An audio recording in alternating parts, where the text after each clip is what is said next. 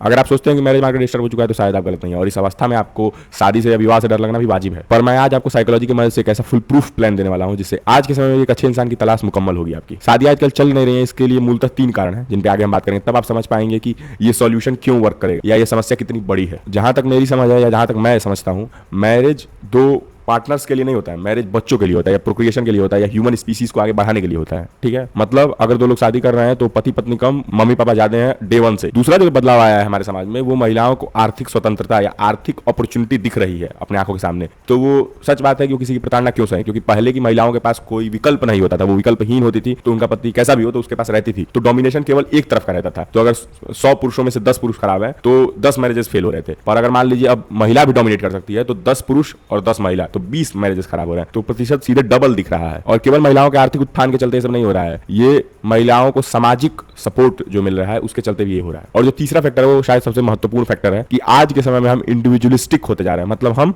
अपने बारे में ज्यादा सोच रहे हैं, समाज के बारे में कम सोच रहे हैं। इसके पीछे भी कारण है क्योंकि हमारे समाज में जो इंटरडिपेंडेंसी थी वो खत्म होती जा रही है। हमें एक दूसरे की सहायता की आवश्यकता नहीं है, क्योंकि हम किसी को पैसा देके अपना काम करवा सकते हैं। कोई जरूरी नहीं है कि हम उसी व्यक्ति से कराएंगे, हम दूसरे व्यक्ति से भी करा सकते हैं। तो इस चलते समाज में इंटरडिपेंडेंसी खत्म हो रही है, इंडिविजुअलिस्टिक सोसाइटी की तरफ हम बढ़ते जा रहे हैं। तो हम अपने बारे में ज्यादा सोच रहे हैं, अपने लव्ड वंस के बारे में भी नहीं सोच रहे हैं या उनका पर्सपेक्टिव समझने का प्रयास नहीं कर रहे हैं, ट्राई तो नहीं ही कर रहे हैं एटलीस्ट।